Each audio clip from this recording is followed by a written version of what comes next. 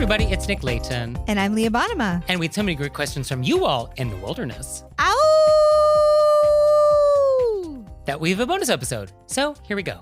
Our first question is, quote, I live in Florida, and residents here are passionate about a certain grocery chain. I often complain to my partner about how frustrated I am with the chatty cashiers, even though many people actually seem to enjoy it. They start with the usual, how are you? Did you find everything okay? Annoying, but tolerable. But then they will often go and ask what I consider to be personal questions. Do you have any plans for this weekend? What have you been up to today? My southern peers say that they're just being polite, but I find asking a stranger personal questions actually quite rude. What do you think? And how should I respond to these questions? This week, I actually was reading an article about how, and every time I read an article, I usually Google it to see if there's another article saying the same thing in case it was completely made up, okay. Which I didn't do. Okay. So let's just say it may or may not be real. But it was how in England, they are now starting an extra cashier line for elderly people who are alone and want to have extra long conversations with their cashier. Okay. And I thought, how delightful. Yeah, I guess give customers what they want. And so some customers want more chat and some customers want less. So everybody wins. I also think that this is we talk about etiquette being varying from place to place. Yes, inherently. And the first solo show I did in New York City, I had a whole scene where you spend time in New York and then I would go home and the person in front of me in line would be counting out change. And I would be like, what are you doing right now? Nobody has this kind of time. First of all, who has change? And why are you trying to give exact change? And then people were chatting and I was like, what are you doing in line? But that's outside, people do things differently in different places. And yes. In smaller towns, people they take more time at the cashier and they have chats. I also think that if it's something you don't want to engage in, you cannot engage. So I think my first thought is, these are not sincere questions. This cashier does not actually want to know how your day is going or what you're up to. I mean, do they? I can't imagine. They may. They're just saying these as things one says. And I think you just flip it around and say, how's your day going? Right. Yeah. I think the responses are fine, thanks. And, the usual. I also wrote the usual. I think it's a classic. Yes. Just like cheese and crackers. It's a staple answer. Right. I think that goes for everything. Like, how's your day going? What are you up to? The usual. Yeah, it's polite. You're answering, but you're not opening it up for a full conversation. I also like you know how it is. That's a great one. Yeah, I think we just kind of shut it down politely. And the trick is to use a tone that doesn't sound like you're annoyed. And that's really like the key thing to remember when you're trying to shut it down, is it just has to sound like you are being polite and not super annoyed by this. Yeah, which I think you nailed it with your tone. The usual, I often respond with, these are wild times. Oh, that feels like that invites further conversation. I know, but I'm inviting it. That's...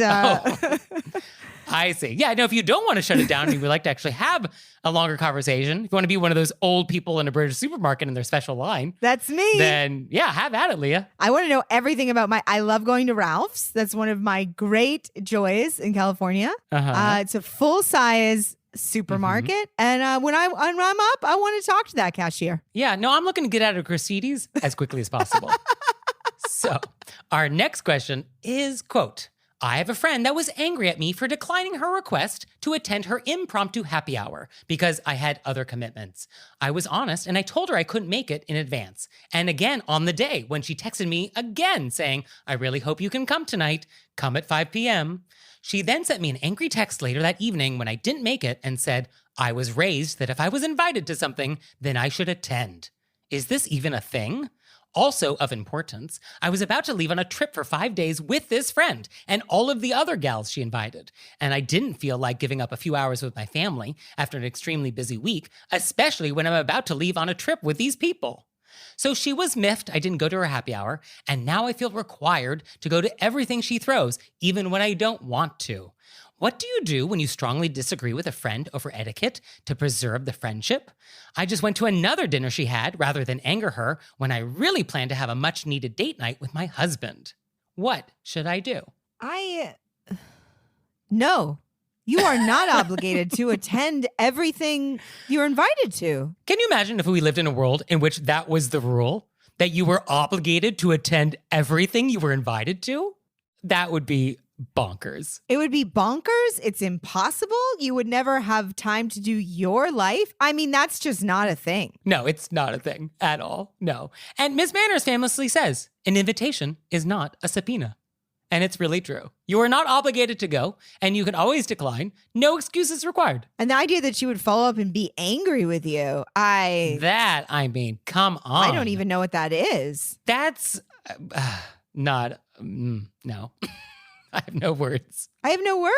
And the idea that you feel like you have to go something you don't want to go to when you wanted to spend time with your husband because you don't want to anger her? Yeah, that sounds real fun. This is like walking on eggshells around somebody who's making up their own rules. Yeah, no, only we get to make up the rules when it comes to etiquette. Yeah, I mean, it's not a thing, and we got to shut it down, and we need some boundaries here. And one of the questions our letter writer asks is like, what do you do when you strongly disagree with a friend over etiquette to preserve the friendship? And I think the question is, I don't know if you do preserve the friendship, because etiquette is not just etiquette. Etiquette is values. Like, etiquette is more fundamental than just sort of like what fork to use. Etiquette is like how we see the world and how we treat other people. And so if we're just on very different pages in terms of how we treat other people, I don't know if that means we are really compatible as friends, if we're really on very different pages. So I would rethink this friendship and maybe reseat this person in your theater, and maybe they're more of an acquaintance than a friend. And it's also because it's not like the idea that how we see etiquette differently. She is making up a rule and telling you that you have to come to everything that she does. Right. And is super mad that you don't. Yeah, and then is angry with you. Right. About how you spend your time. And I think that that's not, it's, as Nick said, that's not disagreeing over a fork. That's a whole other way of living that's also completely by her rules. Right. And I do get the sense that this person does like to operate by her own rules and thinks everyone should follow her rules. And I have a feeling she's that sort. Yeah, if you already said you couldn't come to something and then she texted you that day and was like, I really hope you can make it, and you'd already said no. And you're like, unfortunately, I still can't, but I'll see you for the 5-day trip we have planned. Yeah, it seems you are not obligated to go to everything you're invited to, bottom line. Right. So what we need to do is just set better boundaries. And when you say no, no means no. And I don't think you should feel bad about that. And if your friend doesn't understand that boundary that you're setting, well, then that's on them. It really is. And when people say things like, I was raised that if you're invited to something that you should attend, I mean, that may be true. This person may have been raised this way, which does suggest very strongly that this person was raised by wolves. But that's not a thing. I mean, at least in American society. Who knows where this letter came from? Maybe this is a different society. Perhaps it does operate that way in a pocket of the world I'm not familiar with. But I'm pretty sure there's not a culture in the world that obligates all of their citizens to attend every event that they're invited to. That would be your whole life, balancing events. It's completely unworkable and also makes no sense. Also, if you're the one who's always bending to preserve the friendship, then... But I think that Nick has given you a great quote, which is, well, Miss Manners actually said. Yeah, I think you can always quote Miss Manners when required. Yeah, toss that in. No problem. So our next question is, quote, as a lefty, when I sit down at a restaurant, I swap the silverware and stemware to accommodate my handedness. There are times when a server will continue to set my wine or water glass back on the right side after refilling. A few times, a server has looked horrified at my tableware restructuring. What is the right thing to do? Do I hobble awkwardly as a right-handed restaurant patron? Or just keep swapping things back when the server knowingly or unknowingly sets things back down incorrectly? I think just keep swapping it back. So, Leah, you are left-handed. Do you experience this? Yeah, I think people, and I've also been a server, so I think it's muscle memory. People pick up the glasses to refill and they put it down, and, you know, I think you're often most focused on making sure you don't spill anything. Quite possibly there are people that are moving it back on purpose, but I think in general, people are just focused on the actual pouring and not remembering where they picked it up from and putting it back. Right. That seems fair. I think for me, the question is, are you dining alone or are you dining with other people? Because I think if you're dining for one in a restaurant, do whatever you want. Put it down wherever you want. Doesn't matter. And if the waiter comes up and it's like, put it in the wrong spot, you could even say like, oh, forgive me, I'm left-handed. Sometimes things have a way of migrating to the other side. And you could sort of like make a comment lightly if you wanted. I think if you're dining with other people though, I think you should keep it in its normal place. Because the reason why we have this rule is so that you're not drinking out of somebody else's glass. Like we've all decided as a society that this is where things go, and that's what we all believe and do.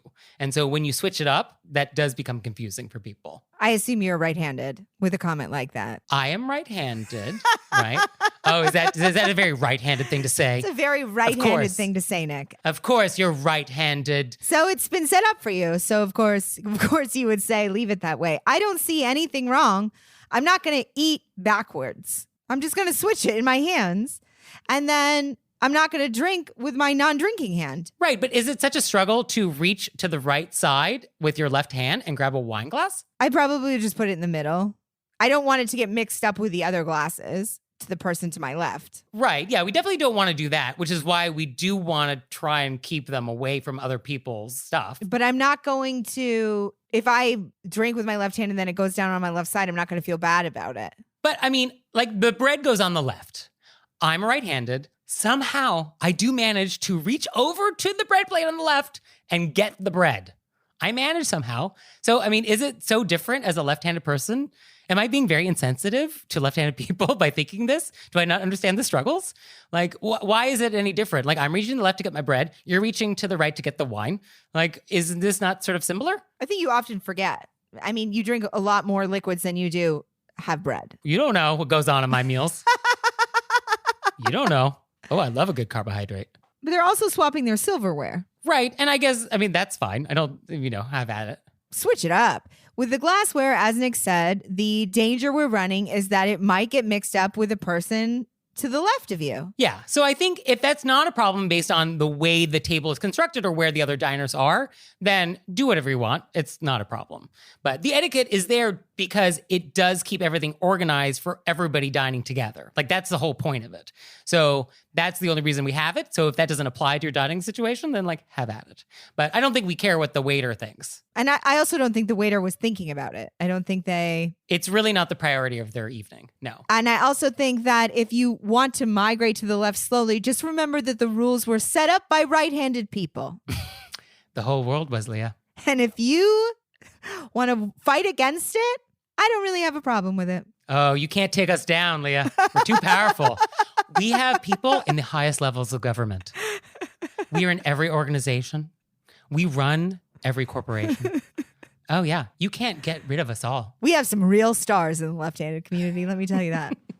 That's actually true. Yeah. No, you have more talented people in your team, but there's just more of us. It's a numbers game, Leah. So our next question is, quote, my first book is about to be published in a few months, and I've got a couple of etiquette questions about the process. Should I be sending thank you notes? If so, when?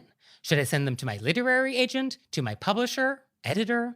Do I send them when the book comes out, or do I send them when I sign the contract? And what about the acknowledgement page in the book? What a minefield. Is it tacky to just thank your friends and family, or make it more general? I thanked my whole family, but then carved out my sister in particular as my best friend. And then I shouted out my grandmother and my mom, since they were the most influential in my writing the book. I also shouted out my parents as my parents, but now I feel kind of bad that my dad and a few other close family members weren't specifically mentioned. Hey, congratulations. Congratulations. That is a big accomplishment. I'm sure it was a huge amount of work to get there. So yeah, that's amazing. What an incredible accomplishment. Very exciting.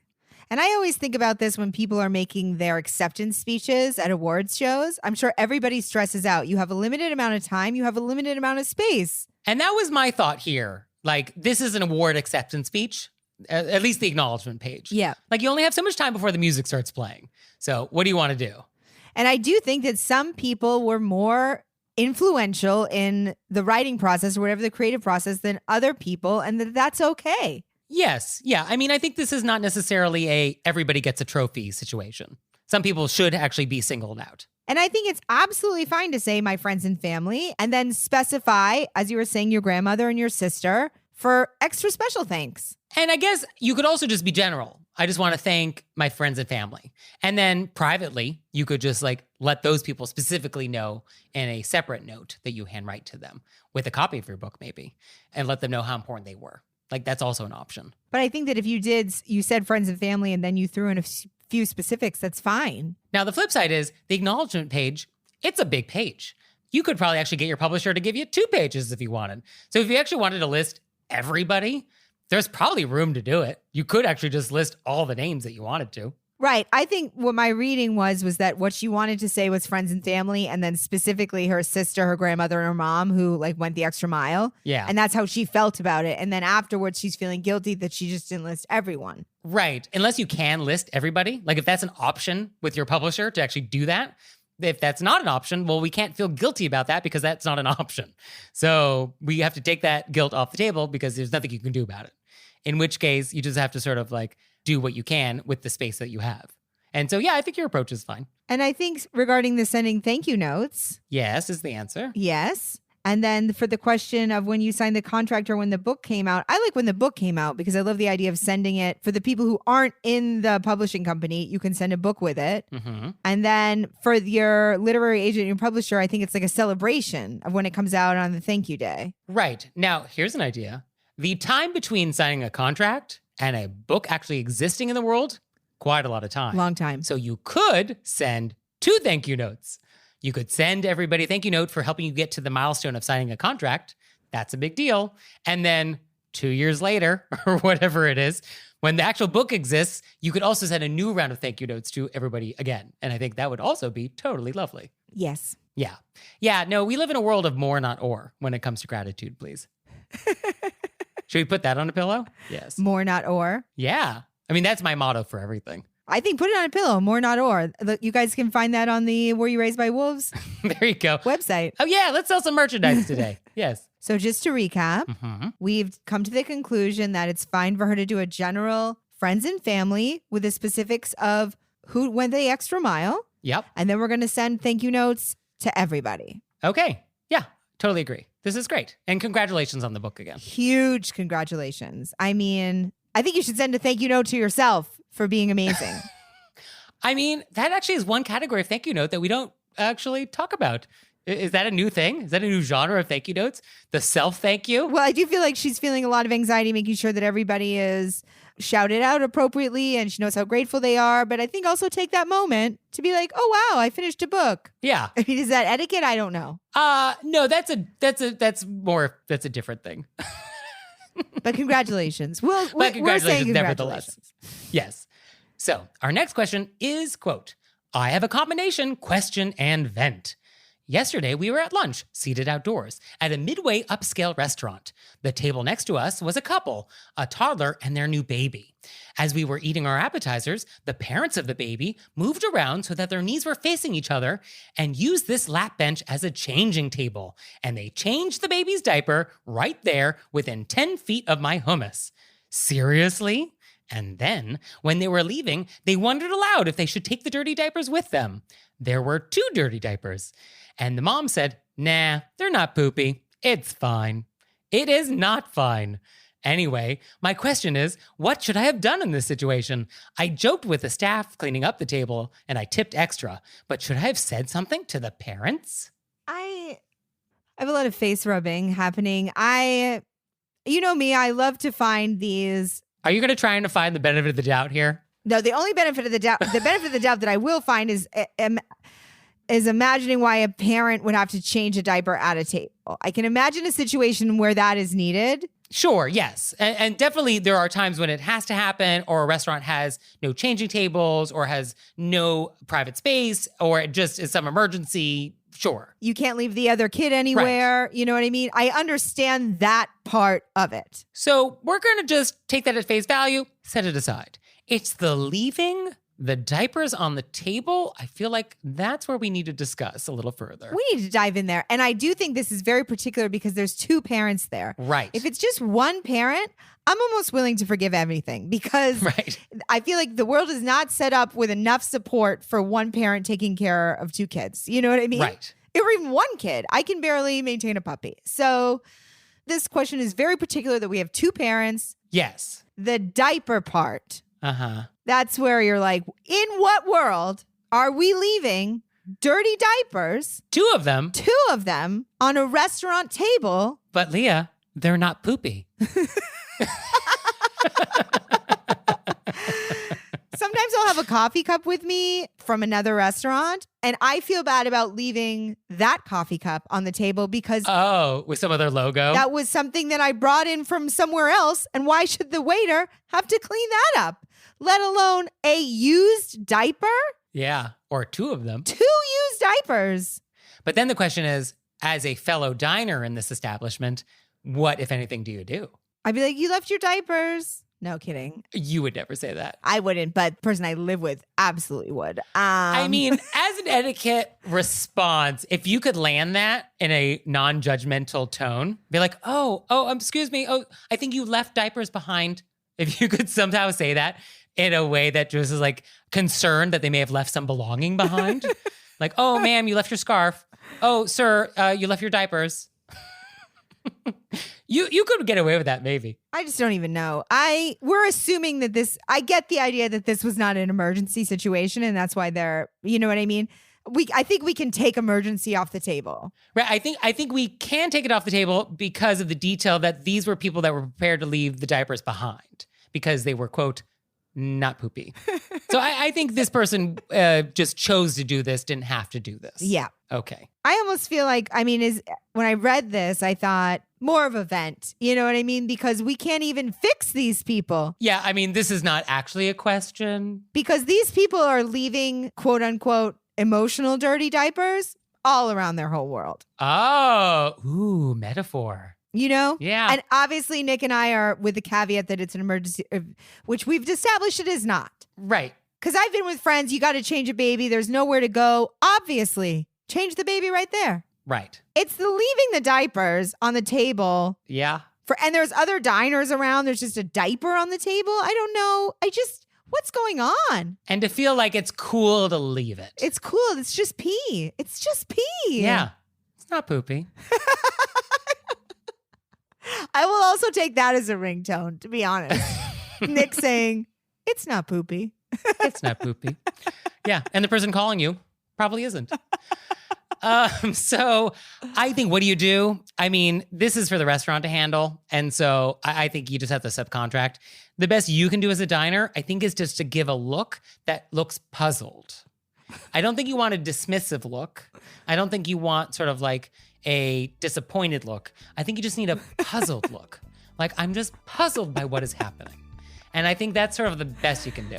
Yeah. We're going to have to get like a flip book of Nick looks. Yes, definitely we need to have a deck of flashcards of all the looks you can give in all different situations. The disappointed one, I feel, from a previous episode, I feel so bad that people at home didn't get to see that. And that one, I have a lot of practice. So, is there anything you're disappointed about or puzzled by? Let us know. You can let us know through our website, rearrangebywolves.com, or you can leave us a voicemail or send us a text message, 267-CALL-RBW. And we'll see you next time. Bye. Bye.